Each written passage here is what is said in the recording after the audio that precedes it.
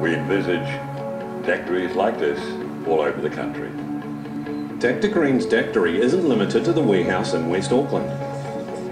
He's turned a bus into a mobile daiquiri and is travelling the country demanding change and risking arrest wherever he goes. The 60-year-old grandfather's never been afraid to stand up to the law. He started life as Ken Morgan, businessman and National Party branch chairman for Pakuranga. His first target was Saturday trading restrictions, which he fought by opening the international markets on Queen Street. Ladies and gentlemen, place your bets. Then in 1986, he sailed around the government's ban on casinos by launching offshore casino cruises. To stick your head up above the masses is a dangerous thing. So how did Ken Morgan businessman become Dr. Green cannabis campaigner? Up until 1989, he was actually anti-drugs and anti-cannabis.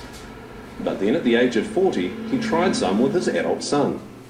It was a delightful evening. We talked about things that we hadn't talked about as father-son, both as adults before, so it was quite a transformation for us both.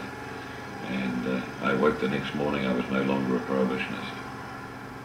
His transformation to cannabis campaigner came after he was prosecuted, and he claims persecuted, for growing cannabis. They just came and arrested him.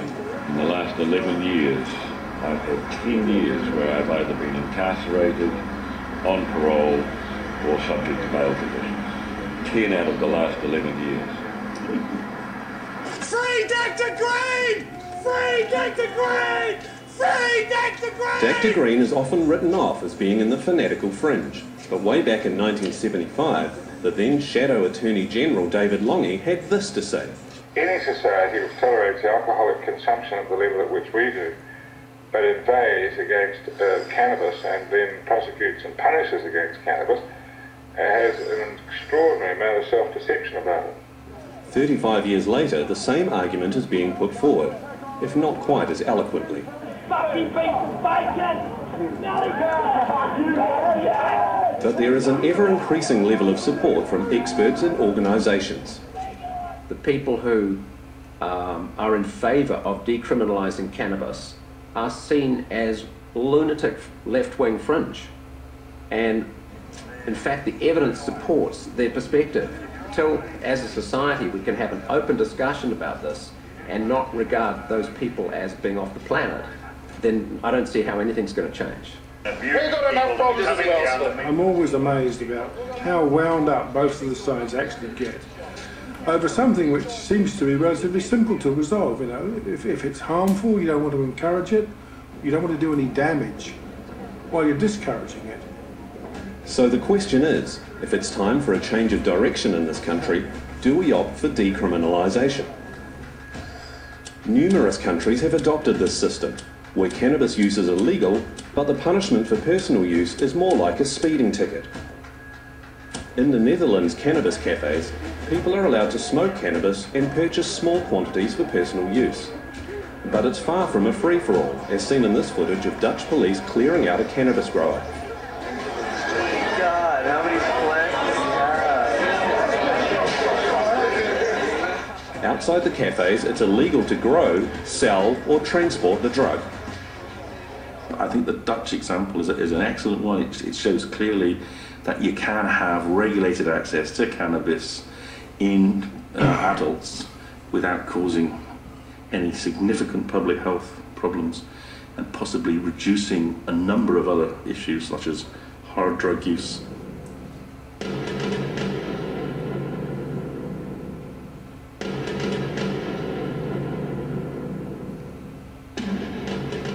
At a federal level, the US still takes a strong line on cannabis use.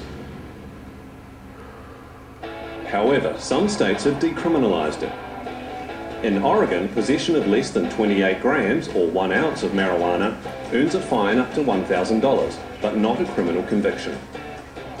And in California, one of Arnie's last acts as governor was to introduce a possession fine of just $100. Across the Tasman, it's been decriminalised in several states and depenalised in the major ones of New South Wales and Victoria, meaning it's still a crime, but the punishment is less. Somebody coming to court in Victoria for use cannabis that is not a jailable offence at all. It would only be if you had a large quantity of it. You're looking really good and clear. In Victoria, they've also set up the drug court. One of its aims is to keep addicts out of jail for drug-related offences. It is very, very cost effective to the Victorian community to have people on a drug treatment order rather than to have them simply locked up in prison. The cost of running the Victorian drug court saves around 5 times that amount in prison costs. The lesson for me is that prohibition is not the answer, that making them available in a controlled way is the best that the state can do in the circumstances. Back here, the legislation advocates a hardline approach to all cannabis-related behaviour. However, in practice, there appears to be a lot of leeway.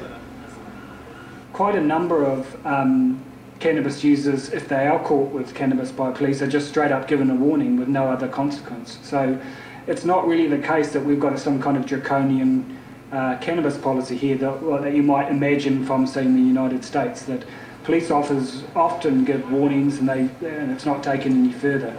So I think in some ways we've got a pretty balanced approach.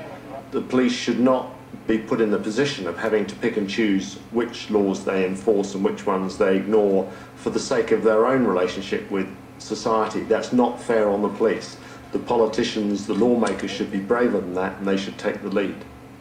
The Law Commission recommends a more flexible approach to possession, that police focus on commercial scale dealing, not social dealing, and that we take a similar approach to the Australian states and many European countries.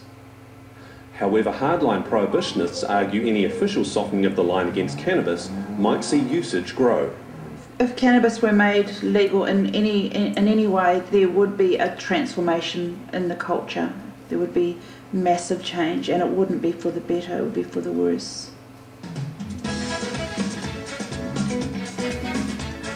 But in practice, decriminalisation has worked for some countries. 10 years ago, Portugal decriminalised all drugs with remarkable results.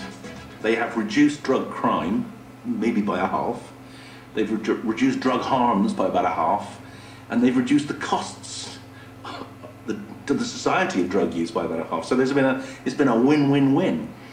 And I would strongly encourage other countries to go down the same route. It's not only because it's economically sensible, as well as morally preferable. But Dr. Green wants our legislation to go even further than the Portuguese model. Decriminalisation is not the answer. If we'd said to gays in the 80s, look, we're no longer going to send you to jail for being gay, but if we catch you being gay, we're going to fine you, that would just be insane. Which brings us back to Dr. Green's community-run cannabis clubs. He would like to see these become the norm. Controlled places where cannabis can be legally purchased and consumed. A cannabis pub, effectively. I think there'll be a wide variety of different types of premises. The vision is to have community trusts owning and operating the daiquiris, with profits going back to the community. And the communities will decide the type of premises that they want to see in their town. Dr. Green also buys into the idea of a tax levy on cannabis sales.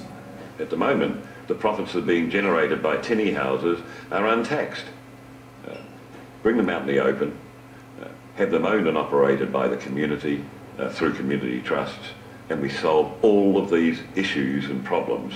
I really challenge somebody to tell me that that's not going to end up with more users somewhere down the line, because it's just common sense that if it's more available and the price is lower, that's going to result in more use.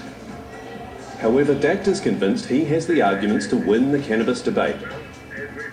After the break, will the government listen?